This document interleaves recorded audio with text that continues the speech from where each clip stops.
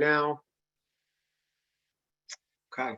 Well, thank you everyone for coming to part 2 of our series on value-based purchasing. This one is going to focus predominantly on the Oasis measures. We'll go over some of the basics here as to what's in VBP, and then some of these specifics around the items here. There is a message that there is an echo. That might be if you dialed in from a phone and the laptop, one of them you should probably hang up from or disconnect from. So let's jump right into here, just as a reminder as to what VBP is, when it's going to happen. It's coming into all 50 states, DC, as well as US territories beginning January 1st, 2023. CMS really is expecting a savings of $3.3 billion. They saw a lot of a savings from the model, so that's one of the reasons they're helping to push this forward. At this point in the proposed rule, the baseline year will be 2022. The final rule will come out hopefully the end of this month, and then we will know if that is confirmed. But the baseline year is what agencies will be compared against to determine the points that they will receive in the value-based purchasing total performance scores. Additionally, agencies will compete nationally. In the model, it was against others in their state. This is going to be at a national level in either small or large cohorts, which will be determined by the census in 2022. So just as a reminder as to what the measures are, they're the claims-based, Oasis-based, and the HCAPs. Today, we're really going to be focusing on these ones in the middle here, the Oasis-based measures. The Oasis scores account for 35% of the total performance score. There are 3 standalone Oasis items: dyspnea, discharge to community, and management of oral meds.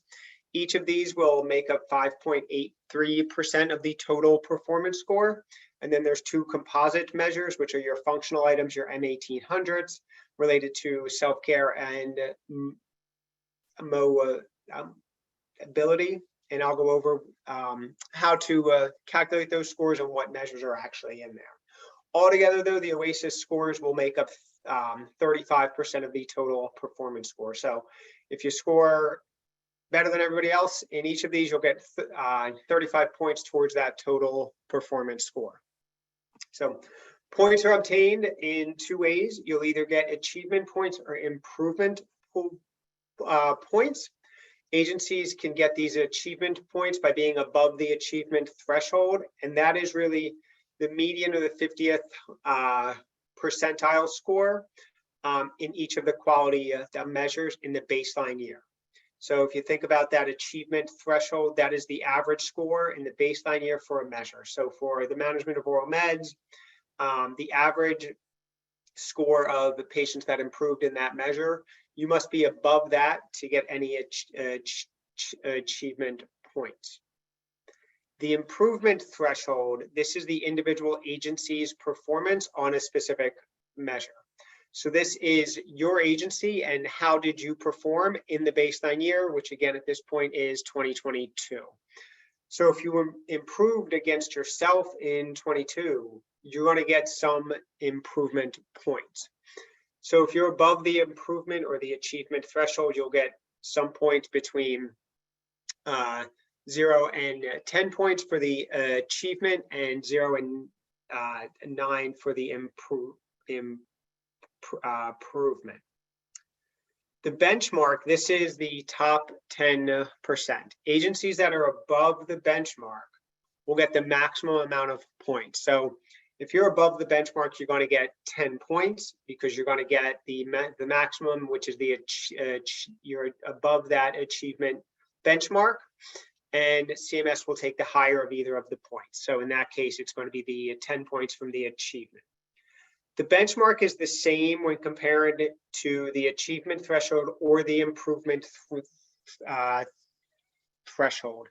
It's the top 10% scores in that measure. So if you're above that, you're doing that better than many other agencies on a national level. So just remember, if you're above that threshold, you'll get some points. If you're above the benchmark, you're going to get all the points there.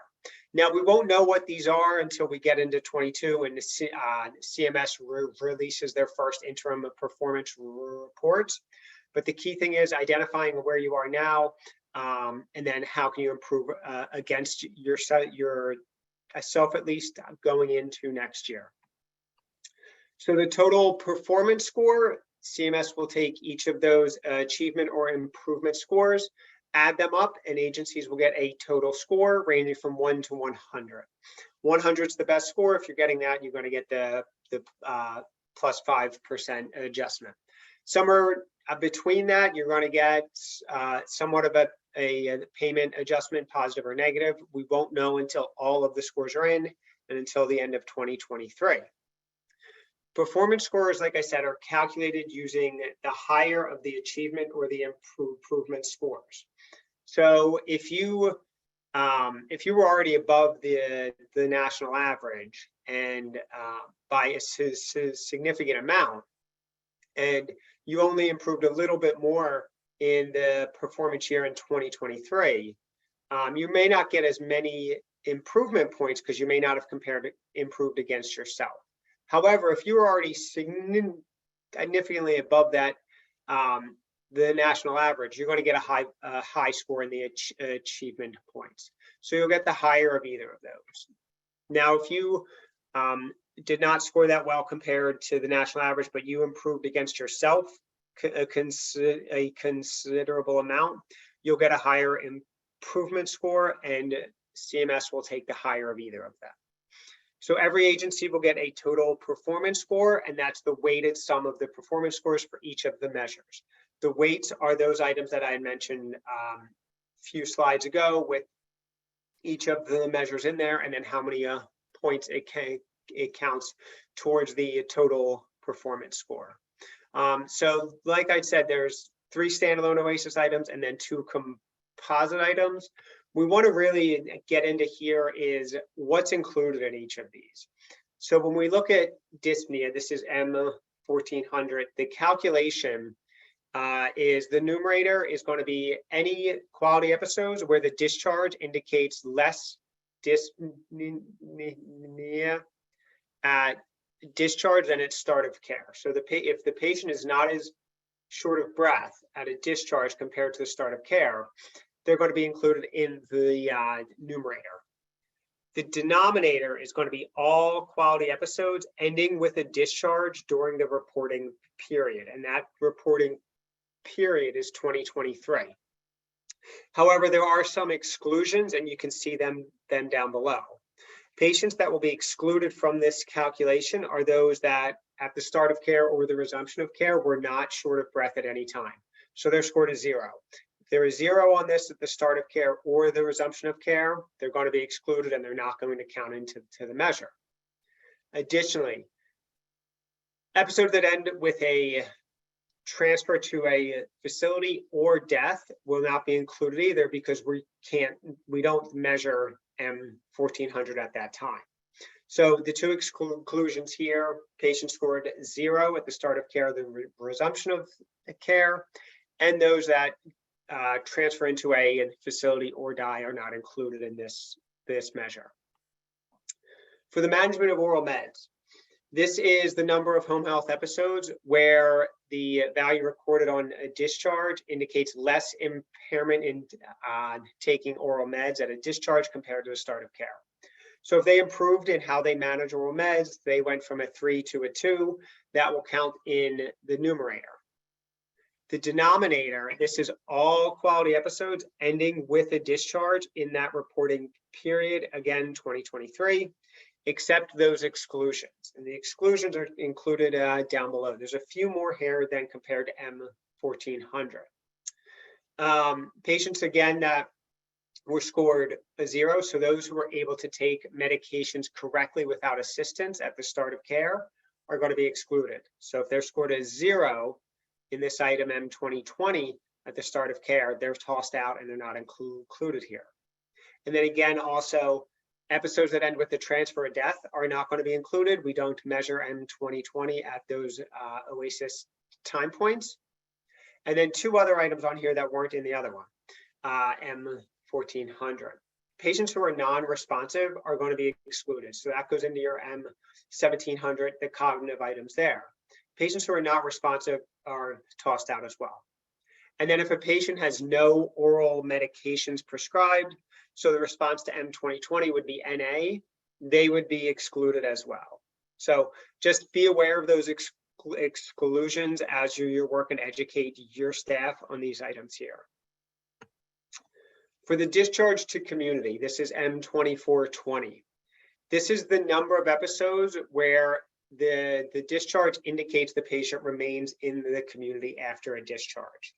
And it doesn't matter if they remain there with formal or in formal assistance. If they're a discharge to the community, they're in the numerator. The denominator is quality episodes ending with a discharge or a transfer to an inpatient facility other than those excluded. And the only exclusion in this case are patients that are episodes that end in the patient death. So if the patient dies, they're going to be excluded. However, transfers count in this item also. So you really want to have a look here is what's happening with your patients at a discharge. Where are they going? Are they going into the hospital? How can we work to prevent that? When we look at the total and normalized composite scores, there's the Selfcare as well as mobility. These are all your M1800 functional items. Selfcare, you have grooming, dressing, bathing, toilet hygiene, and eating. Mobility, you have toilet and bed transferring and ambulation. And I'll go through how this score is calculated on the next slide. But one thing I wanted to mention here, in M1400 and M2020, patients who are scored a 0 at the start of care are excluded. In this case, for the total normalized composite scores, patients that score a 0 are included in these. So it could result in a negative score if the patient declines. So it's really key to make sure your staff understand how to score the patients up front, how to do these assessments, what the difference is between a 0 and a 1, what do they factor in, and we'll discuss that in the second half of this presentation. So the calculation included here, this table compares two patients and the change in mobility scores. A couple items here that we'll walk through. We're going to have a look at patient A and ambulation first. First thing that we need to identify is what's the maximum potential change in each item. And when you're looking at the OASIS, it would be the highest score there. So when we look at ambulation, a patient could be scored a 6 and they could be at a start of care, meaning they're bedbound, and they could be a 0 at a discharge. So the 6 minus the 0 is a 6. The maximum potential score a patient could earn on this one is 6. We then need to know the start of care score and the discharge score. And we need those to calculate the raw change. This is how much the patient improved. So we take the start of care score, we divide it by the discharge, or we subtract it from the discharge score. 3 minus the 0 is 3. We take that raw change, we divide that into the maximum change, and we're going to get the normalized change in this case. In this one, it's 3 divided by 6, 0.5. Do this for each item, and you're going to get a normalized score for this patient. You average this all out, and you're going to have that score for the agency. So like I said, if a patient scored as a 0 at the start of care, it could result in a negative score. When we have a look at patient B and toilet transferring, the maximum score is a 4. If you look at that OASIS, the highest score a patient could have is a 4 there. So at start of care, they're scored 0. At a discharge, they're scored a 1. Maybe the patient did decline. Maybe they weren't scored accurately at start of care or a discharge. Either way, 0 minus the 1 is going to result in a negative 1. A negative 1 divided by 4 is a negative 0.25. It brings down the normalized score by 0.25 points. The lower scores here is going to adversely affect you. The higher the total normalized composite score, the better, the more likely you are to get achievement or improvement points. So that's the calculation used in the total normalized composite score. Just want to have a look here at the calculation here as provided by CMS. So the first two line items here just outlines the items included there. I went through all of those. So it's the self-care, what's included in those, mobility, what's included in those. But the second half of this basically outlines the risk adjustment model here. And the risk adjustment is applied in this case. So all of these items are risk adjusted at the episode level. So was the patient expected to improve or not? And the way a risk-adjusted score is identified, you can see the formula is the risk-adjusted score is the agency's observed rate plus the national predicted rate. So CMS will look at all of the data they have and get a predicted rate of improvement on the measure. They'll then determine that for the agency's predicted rate. And that agency rate is dependent on multiple factors. How patients are scored in these OASIS items, demographics of the patients, the diagnoses of the patients that they serve, and they calculate a predicted value there. So just the main thing to take away from this is if you take on higher risk patients that are maybe less likely to improve, there is a risk adjustment applied to correct for that, to level the playing field so that you're not going to be penalized for taking on those high risk patients when it comes to the total normalized composite scores. As far as the exclusions go, key things here, the non-responsive patients are going to be excluded. So again, those the patients in the M1700s, if they're not responsive, they're not included in these measures. And then if the episode ends in a transfer or death, they're excluded also because there's no time point to measure how the patient was in any of these 1800 items.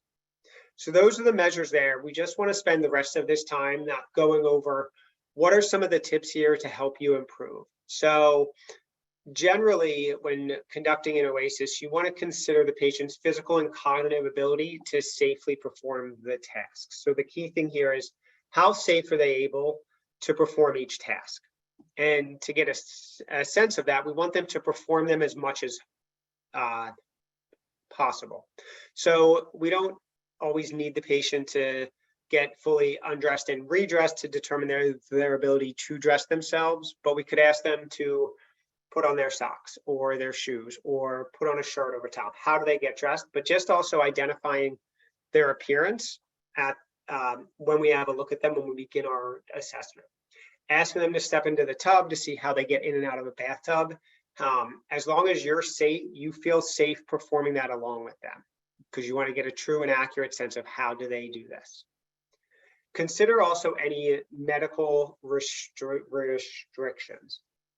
Example of this is a patient may be restricted from going up and down stairs, and that's where their bathroom is.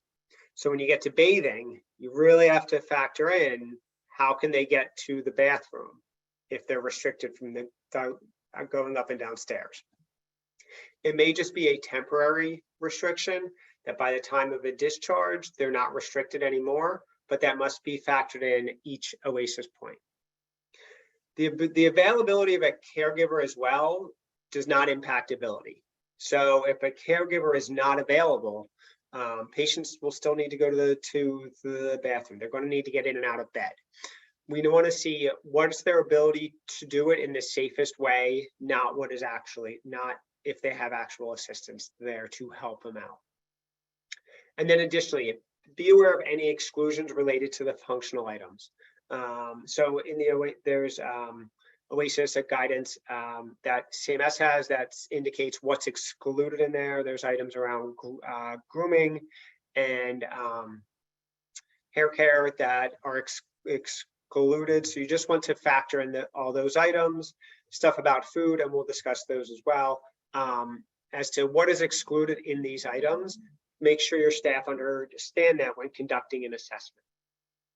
So for the field staff, some of the guidance for them, make sure that they're collaborating with other agency staff who have assessed the patient within 5 days of the start of care. We're allowed to do this. We want to get the most accurate response. The patient may come home from the hospital, they're feeling great, they got all their meds. 3 days go by, they don't take their meds as they should, they don't sleep as well, maybe they need a bit more assistance. We want to most accurately represent them at the start of care, and we're allowed that 5-day window to score that OASIS. So really want to stress with field staff, collaborate with their peers to answer OASIS accurately. The final decision on the scoring of the OASIS comes down to whoever had done that initial evaluation.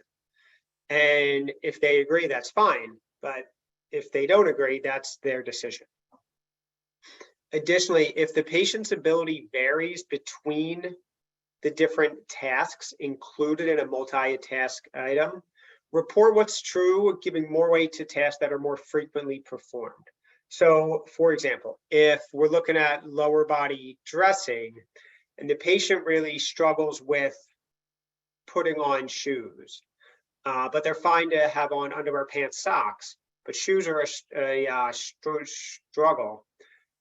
Maybe they don't wear shoes for most of the day unless they leave the house. So we don't have to have as much weight on that item because it's not done throughout the whole day.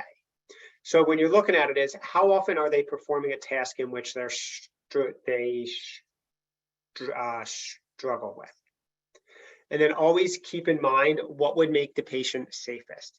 Regardless of if they have the equipment or a caregiver, what makes them the safest? What in an ideal world, how would they be the safest? Are they safe performing this without supervision, without assistance? And if not, what's the level of each of those that they need to perform that in a safe way? For the supervisors and the OASIS reviewers, we mentioned before, collaborate. Well, for the supervisors and the OASIS reviewers, develop and foster processes to promote that. Make sure staff are aware of the tools at their disposal to collaborate with their peers. Secure text within the EMR, email, weekly phone calls, whatever it is, make sure staff are aware of it, and the intent behind these is to collaborate to score the OASIS accurately. Additionally, review all encounters within the first 5 days to most accurately score the OASIS. And then ongoing education and the feedback to staff, give this regularly. It doesn't need to be an hour-long education. It could be at your team meetings, 5 to 10-minute reminder on one OASIS item, something that you've seen issues with. You want to share that with the staff and make sure they understand it, but repeating it over and over helps them to understand it. And then when a correction is required in the OASIS, provide the rationale so staff understand the reason they're being asked to make that change. When we get to some of the specific guidance, these are just some of the tips here for these items. Dyspnea is one. Factor in here, if the patient's ordered oxygen, how do they use the oxygen? You want to base your response to the assessment on the patient's shortness of breath based on how they use the oxygen, not how it's ordered. They may have it ordered to use it continuously, but they only use it periodically throughout the day or at night. How do they use it regularly? Score the OASIS based on that. In this item, for the patients that are chair fast or bed bound, we won't be able to know how far they ambulate because they're not ambulating, but determine the level of exertion required to produce the shortness of breath. And as best as you can, translate that into the ambulation. So is it minimal, moderate, maximum exertion?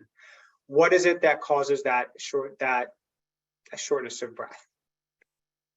When we look at the management of oral meds, if the patient's ability varies from med to med, consider the medication for which the most assistance is required. Example might be like a steroid taper. Maybe the patient is struggling with how many pills to take each time, each day. Factor in that by the end of the episode, hopefully they're off of it and they don't need to worry about that, and they can manage all their meds on their own then. But when you're scoring them, consider the med for which the most assistance is required. For the patients that live in an ALF where the facility holds the meds, determine the patient's ability based on vision, strength, dexterity, as well as cognitive ability. How can they perform other tasks that if they had access to the meds, would they be able to safely manage them? Consider also the ability to obtain meds from where they're usually stored. To go back to the patient that has a medically restricted from going up and down steps, if the meds are kept upstairs, what can we do to make them safe? Is it bringing all the meds down to just make sure that they have access? Consider all of that when scoring all these items. In the discharge to community item, big thing, discharge planning should be initiated at the beginning of the episode. What's the patient going to need at a discharge? Where are they going to be going? Who's going to provide that care? Starting that right up front can help to just put these processes in place and get the patient all ready for a discharge at the end. And then as much as you can, determine where the patient will be after a discharge, especially if they move out of the area served by your agency. So if you are going to discharge because they moved, well, are you having to arrange home health with another agency, personal care services out there? What is the patient going to need with that other, once they're off your services, to most accurately answer this question? When we get to the self-care measures, some of the guidance around this, the patient's ability to safely access items is really a factor here. Can they get to the items they need to groom, to their clothing, to the shower and the tub? How can they access this? If they're unable to, they're going to need some assistance to perform these tasks. Like I said, we come to the feeding and the eating. This does not include food preparation and carrying the food. It only includes eating, chewing, swallowing their food. So if someone has to carry the food to the table, that's fine. Evaluate the patient on how are they able to get the food into their mouth, chew it up, and swallow the food in a safe manner. Toilet hygiene, this includes pulling clothes up and down, cleaning the perineal area. So if the patient is able to get their clothes down, that's fine. But what's the assistance they need to pull their clothes back up once they stand up? So consider all these items when you're looking at the self-care measures. When it comes to mobility, toilet transfer includes the patient's ability to safely get to and from and transfer on and off the toilet or the commode. If they're using a commode, consider, is it for convenience or do they need to have it there? Is it for convenience at night because they just don't want to walk that far into the bathroom? If so, score them as a 0 or 1, depending on the assistance that they need. For the transferring, you really want to have a look at the patient moving from supine to a sitting position, getting up and walking into into a chair, and how they're able to sit down. For ambulation, consider again what makes the patient safest. They may have a walker, but they refuse to use it. If they're safest with that, we have to score them as they need this. This is what would make them the safest. So in a summary here, just if you can walk away with these last few things, when scoring the Oasis, you want to have the patient do rather than interview. Have them do these tasks rather than asking them about it. Consider also the ideal situation. If the patient had all the devices they needed, caregivers they needed, what more is required to make them safe? And then keep up to date. CMS posts quarterly Q&As. They walk through commonly faced scenarios that agencies submit. Someone in your agency should stay up to date with that and then share that information with staff as it's released. 30 minutes flies by. This is my contact information. If you have any questions about VBP, Oasis items, feel free to reach out. And I just want to say thank you again for taking the time with me this morning. I hope you have a great day.